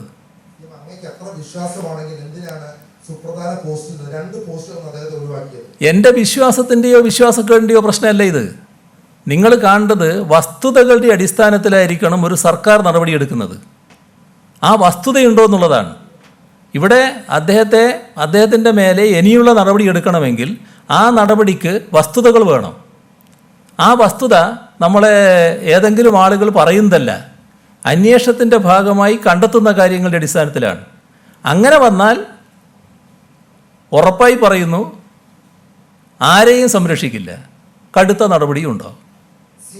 ഓൾ ഇന്ത്യ സർവീസ് ജീവനക്കാർക്ക്, പ്രത്യേകിച്ചും IAS ഉദ്യോഗസ്ഥർക്ക്, ഈ എംബസി തലത്തിലുള്ള ജീവനക്കാരുമായി വ്യക്തിപരമായോ അല്ലെങ്കിൽ ഔദ്യോഗികമായോ കാര്യങ്ങൾക്ക് ഇടപഴകിയാൽ അത് അവരുടെ ഉന്നത ഉദ്യോഗസ്ഥനെ അറിയിക്കണം, അല്ലെങ്കിൽ ഒന്നുകിൽ ചീഫ് സെക്രട്ടറി അല്ലെങ്കിൽ അങ്ങേ അറിയിക്കണം എന്നൊരു സ്റ്റാൻഡിംഗ് ഇൻസ്ട്രക്ഷൻ ഈ IAS ഉദ്യോഗസ്ഥരുടെ പെരുമാറ്റത്തിന്റെ ഭാഗമായിട്ടുണ്ട്. എന്തുകൊണ്ട് അപ്പോൾ ഇത്തരത്തിൽ ഈ നയതന്ത്ര ഉദ്യോഗസ്ഥരുമായി ബന്ധം ഉണ്ടാക്കിയ അല്ലെങ്കിൽ അത്തരം സൗഹൃദം തുറന്നു വന്ന ഉദ്യോഗസ്ഥരെ നടപടിയെടുക്കാൻ അതൊരു മതിയായ ഗ്രൗണ്ട് അല്ലേ? നയതന്ത്ര ഉദ്യോഗസ്ഥ എന്ന നിലക്ക് അവർ പലരെയും ഇവിടെ ബന്ധപ്പെടും സാധാരണഗതിയിൽ. ആ ബന്ധപ്പെടുന്ന ഉദ്യോഗസ്ഥന്മാർ മുഴുവൻ അപ്പം തന്നെ മറ്റുള്ളവരുടെ അടുത്ത് റിപ്പോർട്ട് ചെയ്യല്ല ചെയ്യുക. അത് നയതന്ത്ര തലത്തിലുള്ള ഒരു ബന്ധപ്പെടൽ മാത്രമായിട്ടേ നിൽക്കൂ. ആ ബന്ധപ്പെടൽ സ്വാഭാവികമായി നടക്കും. വിവിധ ഉദ്യോഗസ്ഥന്മാരെ ബന്ധപ്പെട്ടിട്ടുണ്ടാവും. അത് നയതന്ത്ര തലത്തിലുള്ളൊരു ഉദ്യോഗസ്ഥ എന്ന നിലക്ക് നടക്കുന്ന കാര്യമാണ്. അങ്ങനെ നയതന്ത്ര തലത്തിലുള്ള ഏതെങ്കിലും ഉദ്യോഗസ്ഥ ഈ തരത്തിലാവുമെന്ന് ആരെങ്കിലും പ്രതീക്ഷിക്കുമോ? ഇന്ന് വന്നിട്ടുള്ളത് അതീവ ഗൗരവമായൊരു കാര്യമല്ലേ? അങ്ങനൊരു അവസ്ഥയിലേക്ക് ഒരു നയതന്ത്ര തലത്തിലുള്ള ഉദ്യോഗസ്ഥയോ ഉദ്യോഗസ്ഥനോ പോകുമെന്ന് ആരെങ്കിലും പ്രതീക്ഷിക്കുന്നതാണോ? അതല്ലേ വസ്തുത. NIA മാത്രം അന്വേഷിച്ചാൽ മതിയെന്നോ? അവർ ഈ രാജ്യദ്രോഹം, സ്വർണ്ണക്കടത്ത് അതൊക്കെ അന്വേഷിക്കുന്നു. അങ്ങിപ്പോൾ പറയുന്നു CS-ഉം ഫിനാൻസ് ACS-ഉം അന്വേഷിക്കുന്നു. ഈ സ്ത്രീ അങ്ങുകൂടി പങ്കെടുത്ത പരിപാടികൾ, സർക്കാരിന്റെ അഭിമാന പരിപാടികളായ സ്പേസ് പാർക്കിന്റെ കോൺക്ലേവിൽ ഉൾപ്പെടെ പങ്കെടുത്തു. അങ്ങനെ എല്ലാ തരത്തിലും പങ്കെടുത്തു. മന്ത്രിമാർക്കൊപ്പമുള്ള പല ചടങ്ങുകളിലും പങ്കെടുത്തു. അവിടേക്കൊക്കെ എത്തിയതിനെ കുറിച്ചും ആ സ്ഥാനങ്ങളെ കുറിച്ചൊക്കെ നമുക്ക് സംസ്ഥാന സർക്കാരിന്റെ തലത്തിൽ കൂടുതൽ അന്വേഷണം നടത്തിക്കൂടെ? അതാണ് പ്രതിപക്ഷം ആവശ്യപ്പെടുന്നത്. സർക്കാർ ഈ പാർട്ട് എന്തുകൊണ്ട് അന്വേഷിക്കുന്നത്? ഇപ്പോൾ നിയമനം മാത്രം അന്വേഷിക്കുന്നു. അതാണ് നാം കാണേണ്ടത്. ഈ പറയുന്ന സ്ത്രീ ഒരു നയതന്ത്ര തലത്തിലുള്ള ഉദ്യോഗസ്ഥ എന്ന നിലക്കിൽ പ്രവർത്തിക്കുകയായിരുന്നു. ആ പ്രവർത്തനത്തിൻ്റെ ഭാഗമായി അവർ പലതരത്തിലും പല വേദികളിലും വന്നിട്ടുണ്ട്, പല വേദികളിലും ഉണ്ടായിട്ടുണ്ട്. ആ വേദികളിൽ ഉണ്ടായതിന് നമുക്കൊന്നും ചെയ്യാൻ കഴിയുന്നില്ല സാധാരണഗതിയിൽ. അത് സ്വാഭാവികമായിട്ടുണ്ടാകുന്നൊരു കാര്യമാണ്. അവരിങ്ങനെ ഈ തരത്തിൽ ഒരാളാണ് എന്ന് അന്നാരെങ്കിലും മനസ്സിലാക്കുന്നുണ്ടോ? ആർക്കെങ്കിലും മനസ്സിലാക്കാൻ കഴിയുമോ? അന്ന് അവരുമായിട്ട് ബന്ധപ്പെടുന്നത് ഏതെങ്കിലും ഒരാൾ മാത്രമാണോ? ഏതെങ്കിലും ഒരു പക്ഷം മാത്രമാണോ? എല്ലാവരും ആയിരിക്കില്ലേ? കാരണം നയതന്ത്ര തലത്തിലുള്ളൊരു ഉദ്യോഗസ്ഥ എന്ന നിലക്ക് നമ്മുടെ പൊതുപ്രവർത്തന രംഗത്തുള്ള പലർക്കും ബന്ധപ്പെടേണ്ടി വരില്ലേ? ബന്ധപ്പെട്ടിട്ടുണ്ടാവില്ലേ? ആ ബന്ധപ്പെടലെല്ലാം മറ്റൊരു കണ്ണിൽ കാണാൻ പറ്റുമോ? പക്ഷേ അവർ ചെയ്യേണ്ട ധർമ്മമല്ല നിർവഹിച്ചത്. ആ സ്ഥാനം ഉപയോഗിച്ച് വേറെ കാര്യങ്ങളാണ് നിർവഹിച്ചത് എന്നിപ്പോൾ കൃത്യമായി കണ്ടെത്തിയിരിക്കുന്നു. അതിൻ്റെ മേലെയുള്ള നടപടികൾ നീക്കിക്കൊണ്ടിരിക്കുന്നു. അതല്ലേ നാം കാണേണ്ടത്. അതിനുശേഷം അവരെ സംരക്ഷിക്കാനുള്ള എന്തെങ്കിലും ശ്രമങ്ങൾ ഉണ്ടാകുന്നുണ്ടോ? അതാണല്ലോ നമ്മൾ നോക്കേണ്ടത്. അതുപോലെ തന്നെയാണ് ശിവശങ്കർ എന്ന വ്യക്തി അങ്ങയുടെ പ്രൈവറ്റ് സെക്രട്ടറി ആയിട്ട് തുടങ്ങിയ ആളാണ്. അങ്ങ് വളരെയധികം വിശ്വസ്തപൂർവ്വം കൂടെ നിർത്തിയ ആൾ. ആ വിശ്വാസത്തെ കാത്തുസൂക്ഷിക്കാൻ അദ്ദേഹത്തിന് ആയില്ല എന്ന് തോന്നുന്നുണ്ടോ? മാത്രമല്ല, അങ്ങേ വിശ്വാസപൂർവ്വം കൂടെ നിർത്തിയ ഉദ്യോഗസ്ഥർ പലരും ഇത്തരത്തിൽ സർക്കാരിന്റെ നയങ്ങളെ അല്ലെങ്കിൽ അങ്ങയുടെ രീതികളെയൊക്കെ മാനിക്കാത്ത ആൾക്കാരാണ് ഇപ്പോൾ തോന്നിയിട്ടുണ്ടോ? പ്രത്യേകിച്ച് ശിവശങ്കർ വിഷയം വന്ന ശേഷം. എല്ലാം നിങ്ങൾ കാണേണ്ടത്, ഒരു ഉദ്യോഗസ്ഥൻ ആ ഉദ്യോഗസ്ഥൻ്റെ ഡ്യൂട്ടി നിർവഹിക്കുന്ന ഘട്ടത്തിൽ അദ്ദേഹം ആ ഡ്യൂട്ടി നിർവഹിച്ച് പോവുക എന്നുള്ളതാണ് സാധാരണ നിലക്ക് ചെയ്യേണ്ടത്. ആ നിലക്കല്ല ഡ്യൂട്ടി നിർവഹിച്ചത് എന്ന് വരുമ്പോൾ, ഒരു ആക്ഷേപകരമായ അവസ്ഥയിൽ വന്നു എന്ന് വരുമ്പോൾ അയാളെ സംരക്ഷിക്കാൻ നിന്നു എന്നുള്ളതാണ്. അപ്പോൾ അത്തരമൊരവസ്ഥ വന്നപ്പോൾ പൊതുവിൽ ആക്ഷേപം വന്നു എന്ന് വന്നപ്പോൾ തന്നെ അദ്ദേഹത്തെ മാറ്റി നിർത്തുന്ന നില സ്വീകരിച്ചല്ലോ. അതിനപ്പുറം എന്ത് ചെയ്യാൻ സാധിക്കും? ഇത്തരം ട്രിപ്പിൾ ലോക്ക്ഡൌൺ അടക്കമുള്ള കാര്യങ്ങൾ നിലനിൽക്കുന്ന സമയത്ത് ഈ സ്ത്രീ എങ്ങനെ ബാംഗ്ലൂരിലേക്ക് കടന്നു എന്നുള്ളതും പ്രതിപക്ഷം ചോദിക്കുന്നുണ്ട്. പോലീസിന്റെ സഹായം കിട്ടിയെന്നാണ് അവരുടെ ആക്ഷേപം. അതല്ല നിങ്ങൾ തന്നെ പറഞ്ഞിട്ടുള്ള മറുപടികളില്ലേ അതിൻ്റെ അകത്ത്? ഇപ്പോൾ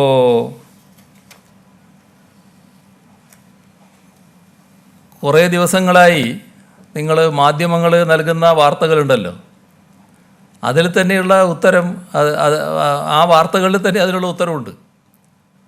ഇപ്പം ഇതൊന്നും നിങ്ങൾക്കറിയാത്തതുകൊണ്ട് ചോദിക്കുന്നതാണെന്ന് ഞാൻ കരുതുന്നില്ല. ഇപ്പോൾ ജൂലൈ 6 ഒരു പ്രമുഖ മാധ്യമം നൽകിയ വാർത്ത, അത് ഞാൻ ഉദ്ധരിക്കാം. ആ വാർത്തയാണ് ഉദ്ധരിക്കുന്നത്, എൻ്റെ വാചകമല്ല. സ്വപ്ന മുങ്ങിയത് 2 ദിവസം മുൻപ്. റെയ്ഡിൽ നിർണായക ദൃശ്യങ്ങൾ. ഇതായിരുന്നു തലക്കെട്ട്. തിരുവനന്തപുരത്തെ ഫ്ലാറ്റിൽ നിന്ന് സ്വപ്ന സുരേഷ് മുങ്ങിയത് 2 ദിവസം മുൻപ്. 2 ദിവസം മുൻപ് സ്വപ്ന ഫ്ലാറ്റിൽ നിന്ന് പോകുന്നതിൻ്റെ CCTV ദൃശ്യങ്ങൾ ലഭിച്ചു. ഇത് ഞാൻ പറയുന്നതല്ല, നിങ്ങളുടെ തന്നെ വാർത്തയാണ്. തിരുവനന്തപുരം നഗരത്തിൽ ലോക്ക്ഡൗൺ നടപ്പിലാക്കിയത് 6-ാം തീയതിയാണ്. അതിനും 2 ദിവസം മുൻപ് ഈ പറയുന്ന വനിത നഗരം വിട്ടു എന്ന് നിങ്ങൾ തന്നെ സാക്ഷ്യപ്പെടുത്തുന്നു. അതിൽ കൂടുതൽ എന്ത് വിശദീകരണമാണ് അതിന് വേണ്ടത്? കോവിഡിൻ്റെ കാലത്ത് എങ്ങനെയാണ് അതിർത്തി വിട്ടു പോയത് എന്താണ് മറ്റൊരു സംശയം. അതിനുള്ള മറുപടിയും മാധ്യമങ്ങൾ തന്നെ കൃത്യമായി പറഞ്ഞിട്ടുണ്ട്. ഒരു പ്രധാന മാധ്യമം സംപ്രേഷണം ചെയ്ത വാർത്ത, അതും ഞാൻ ഉദ്ധരിക്കുക. കേരളത്തിൽ നിന്നും ഒരാൾക്ക് മറ്റ് സംസ്ഥാനങ്ങളിലേക്ക് പോകണമെങ്കിൽ കേരളത്തിൻ്റെ ജാഗ്രതാ പോർട്ടലിൽ രജിസ്റ്റർ ചെയ്യേണ്ട ആവശ്യമില്ല. മറിച്ച് ഏത് സംസ്ഥാനത്തേക്കാണോ പോകേണ്ടത് അവിടെയുള്ള നടപടിക്രമങ്ങളാണ് പാലിക്കേണ്ടത്. കേരള അതിർത്തി കടക്കുന്നതുവരെ മറ്റ് പരിശോധനകളൊന്നും സാധാരണ നിലയിൽ ഉണ്ടാകാറില്ല. സേവാ സിന്ധു ആപ്പിൽ രജിസ്റ്റർ ചെയ്യുകയും അതിൻ്റെ സാക്ഷ്യപത്രം കയ്യിൽ വെക്കുകയുമാണ് കർണാടകം ഇപ്പോൾ വെച്ചിരിക്കുന്ന നിബന്ധന. ഈ സാക്ഷ്യപത്രമുള്ളവർക്ക് കർണാടകത്തിലോട്ട് പോകാൻ കഴിയും. ഇതും എൻ്റെ വാചകങ്ങളല്ല, ഒരു മാധ്യമം കൊടുത്ത റിപ്പോർട്ടിൻ്റെ ഉദ്ധരണിയാണ്. അതായത് നിങ്ങൾക്ക് തന്നെ ബോധ്യമുണ്ട് എന്താണ് കാര്യങ്ങളെന്ന്. നിങ്ങളുടെ കയ്യിൽ തന്നെ നേരത്തെ ചോദിച്ചതിനുള്ള മറുപടിയുമുണ്ട്. ലോക്ക്ഡൗൺ ഇളവ് വരുത്തിക്കൊണ്ട് കേന്ദ്രം പുറപ്പെടുവിച്ച ഉത്തരവ് പ്രകാരമാണ് അതിർത്തി മേഖലയിലെ പരിശോധന ഒഴിവാക്കപ്പെട്ടത്. കേരളത്തിലേക്ക് വരുന്നവരുടെ വിവരങ്ങൾ സ്വാഭാവികമായും ഇവിടെ ശേഖരിക്കുന്നുണ്ട്. അത് കോവിഡ് പ്രതിരോധത്തിൻ്റെ ഭാഗമാണ്. അതേ നില മറ്റ് സംസ്ഥാനങ്ങൾ പിന്തുടരണമെന്ന് നമുക്ക് നിഷ്കർഷിക്കാനാവില്ല. അവിടെ രജിസ്റ്റർ ചെയ്തിട്ടുണ്ടോ, എന്ത് വിവരങ്ങളാണ് കൊടുത്തത് എന്നൊക്കെ അവരോട് ചോദിച്ചാലേ പറയാൻ പറ്റൂ. ഏതായാലും ഇപ്പോൾ അവർ അന്വേഷണ ഏജൻസിയുടെ പിടിയിലായിട്ടുണ്ട്. അന്വേഷണ ഏജൻസി മറ്റ് കാര്യങ്ങളൊക്കെ കണ്ടെത്തുമെന്ന് തന്നെയാണ് പ്രതീക്ഷിക്കുന്നത്. വേറെ കാര്യം കൂടെ, താങ്കൾ ഈ മുഖ്യമന്ത്രിയാവുന്നതിന്റെ തലേ ദിവസം AK സെന്ററിൽ നടത്തിയ വാർത്താ സമ്മേളനത്തിൽ ഒരു കാര്യം പറഞ്ഞു, ചില അവതാരങ്ങളെ ശ്രദ്ധിച്ചിരിക്കണം, പല രൂപത്തിലും അവതാരങ്ങൾ വരും. 4 വർഷം കഴിയുമ്പോൾ ഇത്തരം ഒരു നയതന്ത്ര അവതാരം വന്നത് കാണാതെ പോയത് താങ്കളുടെ ഓഫീസിന്റെയും ഇന്റലിജൻസിന്റെയും ഒരു ജാഗ്രത കുറവായിട്ട് കാണാൻ പറ്റുമോ? നയതന്ത്ര അവതാരത്തിൻ്റെ കാര്യമല്ല ഞാൻ അന്ന് പറഞ്ഞത്. അത് ഞാൻ പറഞ്ഞ അവതാരം മറ്റൊരു ഭാഗത്താണ്. ഈ നയതന്ത്ര മേഖലയിലുള്ള കാര്യങ്ങൾ നിരീക്ഷിക്കുന്നത് യഥാർത്ഥത്തിൽ ഇന്ത്യ ഗവൺമെൻറ്റിൻ്റെ ഏജൻസികളടക്കമാണല്ലോ, സംസ്ഥാനം മാത്രമല്ലല്ലോ. നയതന്ത്ര മേഖലയ്ക്ക് എപ്പോഴും അവരുടേതായ സംരക്ഷണമുണ്ട്, നമുക്കെല്ലാവർക്കും അറിയാലോ. ആ സംരക്ഷണത്തോടെയാണ് അവർ കഴിയുന്നത്. എന്നാൽ ഇത്തരം ആളുകൾക്ക് സംരക്ഷണമുണ്ട് എന്നല്ല ഞാൻ പറഞ്ഞു വരുന്നത്. അപ്പോൾ ഒരു പ്രത്യേക മേഖലയാണത്. ആ പ്രത്യേക മേഖലയിൽ ഉണ്ടാകുമ്പോൾ സ്വാഭാവികമായും അതുമായി ബന്ധപ്പെട്ട് ഉന്നത ഏജൻസികളാണ് എന്തെങ്കിലും നിരീക്ഷണം നടത്തണമെങ്കിൽ നിരീക്ഷണം നടത്തുക. ഇവിടെ അവരെ സംബന്ധിച്ച് ഈ സംഭവങ്ങൾ റിപ്പോർട്ട് ചെയ്യപ്പെടുന്നതിന് അതിൻ്റെ കുറച്ച് നാൾ മുൻപ് വരെ മറ്റു തരത്തിലുള്ള പരിശോധനകളൊന്നും ഉണ്ടായതായി എൻ്റെ ശ്രദ്ധയിലില്ല. അങ്ങ് പറയുന്നത് സ്പീക്കർക്കെതിരെ സാധാരണഗതിയിൽ ഇത്തരത്തിലുള്ള ആക്ഷേപങ്ങൾ വരാറില്ല. പക്ഷേ പ്രതിപക്ഷമൊക്കെ പറഞ്ഞ് ഇത്രയും ഒരു കടയാണ്, ഒരു ചെറിയ കട പോലുള്ള ഒരു സ്ഥാപനമൊക്കെ ഉദ്ഘാടനം ചെയ്യാൻ അദ്ദേഹം പോകുന്നത് എങ്ങനെ? അതൊക്കെ തന്നെയാണ് അദ്ദേഹത്തെ സംശയത്തിലേക്ക് പ്രതിപക്ഷം കൊണ്ടുവരുന്നത്. അദ്ദേഹം തന്നെ പറയുന്നത് ഈ സ്ത്രീ വിളിച്ച പ്രകാരം പോയി എന്നുള്ളൊരു കാര്യം കൂടിയായിരുന്നു. എന്ത് സംശയമാണതിൽ? സാധാരണഗതിയിൽ ഒരു പരിപാടിക്ക് സ്പീക്കറെ പോലെ ഒരാളെ വിളിച്ചു, നിങ്ങൾ വരണം, നിങ്ങൾ വന്ന് ഉദ്ഘാടനം ചെയ്യണം എന്നൊക്കെ പറയുമ്പോൾ ആ പരിപാടിക്ക് പോയി എന്നല്ലാതെ മറ്റ് വിവാദങ്ങളുണ്ടെങ്കിലാണല്ലോ മാറി നിൽക്കുക. ഏതെങ്കിലും തരത്തിലുള്ള ഈ ഒരു പൊതുസമൂഹത്തിന് ചേരാത്തവരാണ് ആ പരിപാടിയിൽ പങ്കെടുക്കാൻ പാടില്ല, നിങ്ങളതിൽ പോകാൻ പാടില്ല എന്നൊക്കെയുള്ള തരത്തിൽ ഏതെങ്കിലും തരത്തിൽ വിലയിരുത്തുന്നുണ്ടെങ്കിലാണല്ലോ പോകാതിരിക്കുക. അന്ന് സ്വാഭാവികമായി പോയൊരു കാര്യമല്ലേ. എന്തെങ്കിലും വിവാദം അന്ന് നിലനിൽക്കുന്നുണ്ടോ? മാസങ്ങൾക്ക് മുൻപുള്ളൊരു കാര്യമല്ലേ. അത് മനസ്സിലാക്കാൻ കഴിയാത്തത് എന്തുകൊണ്ടാണ്? NIA അന്വേഷിക്കുന്നത് സ്വർണ്ണക്കടത്ത് കേസാണ്. M ശിവശങ്കർ അങ്ങയുടെ സെക്രട്ടറി ആയിട്ടിരുന്ന അങ്ങയുടെ ഓഫീസിനെ ദുരുപയോഗം ചെയ്തിട്ടില്ല എന്ന് അങ്ങക്ക് 100% ഉറപ്പുണ്ടോ? ഇതാണ് ഞാൻ പറഞ്ഞത്. അതുമായി ബന്ധപ്പെട്ട് ചില കാര്യങ്ങളെക്കുറിച്ചുള്ള അന്വേഷണം നടക്കുന്നുണ്ട്. ആ അന്വേഷണം നടക്കട്ടെ, അതുമായി ബന്ധപ്പെട്ടുള്ള വിവരങ്ങൾ വരട്ടെ. അതോടൊപ്പം തന്നെ ഈ നിയമനവുമായി ബന്ധപ്പെട്ട് അത് പറഞ്ഞിട്ടുള്ള കാര്യങ്ങൾ, ഏത് സർട്ടിഫിക്കറ്റ് വ്യാജമാണെന്നുള്ള കാര്യം, അതുമായി ബന്ധപ്പെട്ടുള്ള അന്വേഷണവും ഇപ്പോൾ ആരംഭിച്ചിട്ടുണ്ട്. അപ്പോൾ ഓരോ അന്വേഷണത്തിൻ്റെയും ഫലമായി ചില കാര്യങ്ങൾ പുറത്തു വരുന്നുണ്ടെങ്കിൽ ആ പുറത്തു വരുന്ന കാര്യങ്ങൾ വെച്ചുള്ള നിലപാടുകൾ എടുക്കും. അതല്ലേ സ്വാഭാവികമായിട്ടുള്ളത്.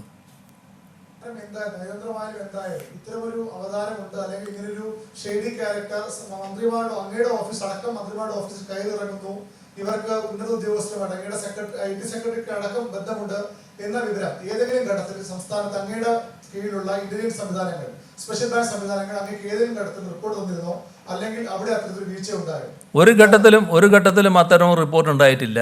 അവർ ഈ പറയുന്ന കോൺസുലേറ്റ് ജനറലിൻ്റെ കൂടെയാണ് വന്നിട്ടുണ്ടെങ്കിൽ എല്ലാ സമയത്തും വന്നിട്ടുള്ളത്. അത് മനസ്സിലാക്കണം. കോൺസുലേറ്റ് ജനറലിൻ്റെ കൂടെ വരുന്നതിൽ സാധാരണഗതിയിൽ ഒരപാകതയും പറയാൻ കഴിയില്ല. ഇതാരാ നിങ്ങളുടെ കൂടെ വരുന്നതെന്ന് നമ്മൾക്ക് ചോദിക്കേണ്ട കാര്യമുണ്ടോ? അപ്പോൾ അതിൻ്റെ അതായ പരിരക്ഷയോടുകൂടിയാണ് അവർ കാര്യങ്ങൾ നീക്കിയിട്ടുള്ളത്. അങ്ങയുടെ ഈ പുതിയ വിവാദങ്ങളുടെ പശ്ചാത്തലത്തിൽ അങ്ങയുടെ പ്രൈവറ്റ് സെക്രട്ടറി ആയിട്ട് നേരത്തെ ഉണ്ടായിരുന്ന MV ജയരാജൻ വരുന്നെന്നും മറ്റു ചില അഴിച്ചുപണികൾ ഓഫീസിലുണ്ടെന്നും ഒക്കെ ഇങ്ങനെയുള്ള ചില ഓൺലൈൻ മാധ്യമങ്ങളിലൊക്കെ വാർത്തയുണ്ട്. ഇതിനകത്ത് വലിയ അടിസ്ഥാനമുണ്ടോ? നിങ്ങൾ വാർത്തകളുടെ പിന്നാലെ പോയാൽ ഇങ്ങനെയുള്ള അബദ്ധങ്ങളിലേക്ക് എത്തും. ഇപ്പോൾ ഒരഴിച്ചുപണിക്കും ഓഫീസിലേക്ക് പോകുന്നില്ല. ആകെ അഴിച്ചുപണി നടന്നു കഴിഞ്ഞു. അത് ശിവശങ്കർ പോയി കഴിഞ്ഞു. ശിവശങ്കറിന് പകരം ഇപ്പോൾ അവിടെ ചാർജിൽ മീർ മുഹമ്മദ് വന്നിട്ടുമുണ്ട്. അതോടെ ആ കാര്യം പരിഹരിക്കപ്പെട്ടു.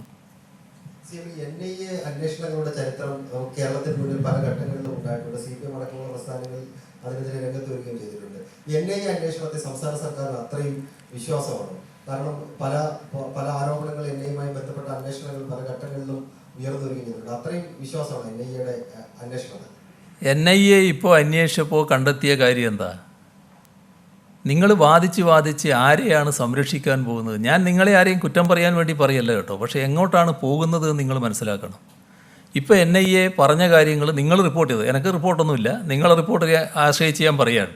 നിങ്ങൾ റിപ്പോർട്ട് ചെയ്ത കാര്യം തന്നെ വന്നത് ഈ NIA കണ്ടെത്തുന്നത് ഈ പണം തീവ്രവാദ ബന്ധത്തിന് വേണ്ടി പോയി എന്നാണ്, തീവ്രവാദികളുടെ കൈകളിലേക്ക് പോയി എന്നാണ്. അപ്പോൾ അന്വേഷണം വേറൊരു വഴിക്ക് നീങ്ങുന്നു എന്നാണ് കാണിക്കുന്നത്. മാത്രമല്ല, നേരത്തെയുള്ള സംഭവങ്ങൾ കൂടി അന്വേഷിക്കുമ്പോൾ ഈ കള്ളക്കടത്തുമായി ബന്ധപ്പെട്ട് ഒരുപാട് കാര്യങ്ങൾ പുറത്തു വരാൻ പോവുകയാണ്. നമ്മൾ അതിലല്ലേ ഊന്നേണ്ടത്? ആ കാര്യങ്ങൾ പുറത്തു വരേണ്ടതല്ലേ?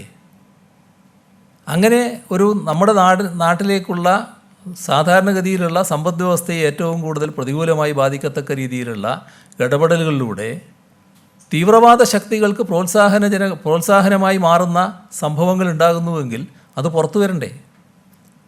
മാത്രമല്ല, ഇതുമായി ബന്ധപ്പെട്ട് ആരൊക്കെ ഈ തെറ്റ് ചെയ്തിട്ടുണ്ട് അവർ നിയമത്തിൻ്റെ കരങ്ങളിൽ പെടണ്ടേ? NIA ആ വഴിക്ക് പോകുന്നുണ്ടെങ്കിൽ എന്തിനാണ് പരോക്ഷമായി അതിനെ നമ്മൾ എതിർക്കാൻ പുറപ്പെടുന്നത്? അതൊരു ശരിയായ രീതിയാണോ? അപ്പോൾ അതാണ് ഞാൻ പറഞ്ഞത്, അവരന്വേഷിക്കട്ടെ. കുറച്ച് നാൾ അന്വേഷിക്കുമ്പോൾ നമുക്ക് മനസ്സിലാവുമല്ലോ ശരിയായ രീതിയിലാണോ ശരിയായ രീതിയിലല്ലേ എന്ന്. അന്ന് നിങ്ങളുടെ വിലയിരുത്തലിൻ്റെ ഭാഗമായിട്ട് നിങ്ങൾക്ക് വിലയിരുത്താലോ. ഇപ്പം തന്നെ എന്തിനാണൊരു മുൻവിധിയോടെ സമീപിക്കുന്നു? കൃത്യമായി അന്വേഷിക്കാൻ അവർക്കിന്ന് അധികാരമുണ്ട്. നേരത്തെ ചില കാര്യങ്ങളിൽ ഇടപെടാൻ അധികാരമുണ്ടായിരുന്നില്ല. ആ അധികാരമടക്കം ഇപ്പോൾ അവർക്ക് നിയമപ്രകാരം കേന്ദ്ര ഗവൺമെൻറ് കൊടുത്തു കഴിഞ്ഞിട്ടുണ്ട്. അപ്പോൾ അവർ അന്വേഷണം നടത്തട്ടെ ഫലപ്രദമായിട്ട്. എല്ലാ വൻ സ്രാവുകളും കൊടുക്കുന്നുണ്ടെങ്കിൽ കൊടുക്കട്ടെ.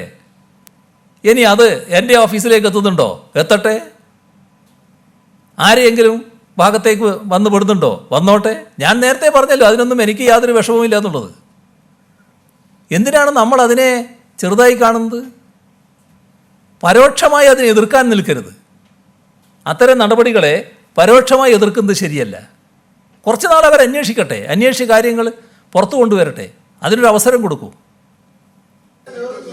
സ്പെഷ്യൽ സർക്കാരിന്റെ കീഴിലാണ് NIA.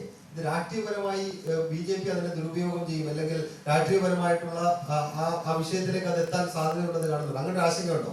അതങ്ങനെ വരുമ്പോൾ അതേ രീതിയിൽ നമുക്കതിനെ കാണാലോ. നമ്മളെന്തിനാണ് ഇപ്പോൾ അത് മുൻവിധിയോടെ പറയുന്നത്? നിങ്ങളിത് രാഷ്ട്രീയമായിട്ടാണ് എടുക്കാൻ പോകുന്നത് എന്നെന്തിനാണ് ഇപ്പോൾ പറയുന്നത്? അങ്ങനെ ഒരു നിലയിലേക്ക് കാര്യങ്ങൾ മാറുന്നുണ്ടെങ്കിൽ അപ്പോൾ നിങ്ങൾക്കത് ചൂണ്ടിക്കാണിക്കാമല്ലോ. അപ്പോൾ പറയേണ്ട കാര്യങ്ങൾ എനിക്കും പറയാമല്ലോ. ഇപ്പോൾ നാം ചെയ്യേണ്ടത് എന്താ? അവരന്വേഷണം തുടങ്ങിയിരിക്കുന്നു. ആ അന്വേഷണത്തിന് ആവശ്യമായ എല്ലാ സഹായവും പിന്തുണയും ചെയ്തു കൊടുക്കുക. എല്ലാ കുറ്റവാളികളും പുറത്തു വരട്ടെ. ഏതെല്ലാം വമ്പന്മാരാണ്, കൊമ്പന്മാരാണ്, അവരെല്ലാം പുറത്തു വരട്ടെ. എന്തിനാണ് അതിന് നമ്മൾ ബേജാറാവുന്നത്? നിങ്ങൾക്ക് ബേജാറുണ്ട് എന്നല്ല ഞാൻ പറയുന്നത്. പക്ഷേ ചിലർക്ക് വല്ലാത്ത നെഞ്ചിടിപ്പുണ്ട്. ആ നെഞ്ചിടിപ്പ് ശമിപ്പിക്കാൻ നിങ്ങൾ സഹായിച്ചു കൊടുക്കണ്ട. അതാണ് നിങ്ങളോട് എനിക്കുള്ള ഉപദേശം. അത്രയേ ഉള്ളൂ. ഇന്ത്യൻ ദേശീയ പ്രവർത്തനങ്ങൾ ഇടപെട്ടു ഇപ്പോൾ സംശയിക്കുന്ന ആളുകളാണ്. നേരത്തെയും ഈ ചരിത്രമുള്ളവരാണ്. പ്രത്യേകിച്ചും സന്ദീപ് എന്നയാള് 2014 തന്നെ സ്വർണ്ണക്കടത്തിന് അറസ്റ്റ് ആയിട്ടുള്ള ആളാണ്. അദ്ദേഹത്തിന്റെ കട ഉദ്ഘാടനം ചെയ്യാനാണ് ഇപ്പോൾ ഈ വിവാദത്തിൽപ്പെട്ട വനിത വിളിച്ചിട്ട് സ്പീക്കർ പോയത്. ഇവരെ ക്ഷണിച്ചാണ് സ്പീക്കർ പോകുന്നത്. അപ്പോൾ നമ്മുടെ സ്പെഷ്യൽ ബാങ്ക് അറിഞ്ഞിരുന്ന CM അവരെന്താ അറിയാതെ പോയി. കാരണം ഇത്രത്തെ ഷെയ്ഡി ക്യാരക്ടർ ഇവരുടെ പേരിൽ അപ്പോൾ വേറെ കേസുണ്ട്. ഒരു ക്രൈംബ്രാഞ്ച് എൻക്വയറി പെൻഡിംഗ് ആണ് ആ സമയത്ത്. ഈ രണ്ടുപേർക്കെതിരെ ഇത്തരത്തിലുള്ള കേസുകൾ നമ്മുടെ നിരീക്ഷണ സംവിധാനം അറിയാതെ പോയതാണ് ഇതൊക്കെ. അതുമായി ബന്ധപ്പെട്ട് ഉണ്ടായ സംഭവം അദ്ദേഹം തന്നെ വ്യക്തമാക്കിയിട്ടുണ്ട്. ഒരു നയതന്ത്ര കാര്യാലയത്തിൽ പ്രവർത്തിക്കുന്ന ഉദ്യോഗസ്ഥ എന്ന നിലയിൽ അവർ പല കാര്യങ്ങളിലും ബന്ധപ്പെട്ടിരുന്നു. അതിൻ്റെ ഭാഗമായി ക്ഷണിച്ചപ്പോൾ പോയി എന്നുള്ളതാണ് വ്യക്തമാക്കിയിട്ടുള്ളത്. ആ സമയത്ത് അതുമായി ബന്ധപ്പെട്ട് പോകേണ്ടതില്ല എന്നൊരു തരത്തിലുള്ള ഉപദേശവും ഒരു ഏജൻസിയിൽ നിന്നും അദ്ദേഹത്തിന് ലഭിച്ചിട്ടില്ല എന്ന് തന്നെയാണ് മനസ്സിലാക്കുന്നത്. രാജ്യദ്രോഹ കുറ്റം എന്നാണ് NIA പറയുന്നത്. സ്വർണ്ണക്കടത്ത് രാജ്യദ്രോഹ കുറ്റം എന്ന രീതിയിൽ FIR സമർപ്പിച്ചിരിക്കുന്നത്. നമ്മുടെ സംസ്ഥാനത്തെ മുഖ്യമന്ത്രിയുടെ ഓഫീസിലേക്ക് ഇതിന്റെ അന്വേഷണവുമായി NIA പരിശോധന നടത്തിയാൽ അത് മുഖ്യമന്ത്രി എന്ന നിലയിൽ അങ്ങേക്ക് ക്ഷീണമല്ലേ, സംസ്ഥാനത്തിന് സർക്കാരിന് ക്ഷീണമല്ലേ? അല്ല, അന്വേഷണത്തിൻ്റെ ഭാഗമായി നടക്കേണ്ട കാര്യങ്ങളല്ലേ നിങ്ങൾ പറയുന്നത്. അന്വേഷണത്തിൻ്റെ ഭാഗമായി അത്തരത്തിലുള്ള തെളിവുകൾ അവർക്ക് കിട്ടിയാൽ ആ തെളിവുമായി ബന്ധപ്പെട്ടുള്ള നടപടികൾ അവർ സ്വീകരിക്കുമല്ലോ. എന്തിനാണ് നമ്മളിങ്ങനെ ഊഹാപോഹങ്ങളുടെ പിന്നാലെ പോകുന്നത്? എന്തിനാണ് നിങ്ങൾ ഇന്ന വഴിക്ക് പോയിക്കോളൂ എന്ന് പറയുന്നത്? അന്വേഷണത്തിൻ്റെ ഭാഗമായുള്ള വഴിക്ക് അവർ പോട്ടെ. ആ സ്വാതന്ത്ര്യം അവർക്ക് നൽകൂ. നിങ്ങൾ ആ കാര്യങ്ങൾ റിപ്പോർട്ട് ചെയ്യാനല്ലേ നിൽക്കുന്നത്. അതിൽ തെറ്റായ കാര്യങ്ങൾ ഉണ്ടാകുന്നുണ്ടെങ്കിൽ ആ തെറ്റായ കാര്യങ്ങൾ നിങ്ങൾക്ക് റിപ്പോർട്ട് ചെയ്യാം. നിങ്ങൾ കാണിക്കുന്നത് ഇത് ശരിയല്ല എന്ന് നിങ്ങൾ ഏതെങ്കിലും അന്വേഷണത്തിൻ്റെ ഭാഗമായി കണ്ടെത്തിയിട്ടുണ്ടെങ്കിൽ അത് പറയാം. ഇപ്പോൾ അതൊന്നും ആയിട്ടില്ലല്ലോ. നിങ്ങൾ അന്വേഷണ ഏജൻസിയുടെ ചുമതല എടുക്കണ്ടല്ലോ. അന്വേഷണ ഏജൻസിയുടെ ചുമതല എടുക്കട്ടെ. അതിന് സഹായിച്ചു കൊടുക്കിൻ. അതാണല്ലോ വേണ്ടത്. അവരെ ഏതെങ്കിലും തരത്തിൽ തെറ്റിദ്ധരിപ്പിക്കാനോ മറ്റൊരു വഴിക്ക് നീക്കാനോ ശ്രമിക്കാൻ പാടില്ലല്ലോ. അപ്പോൾ നമുക്ക് ബാക്കി പിന്നെയാകാം മതി.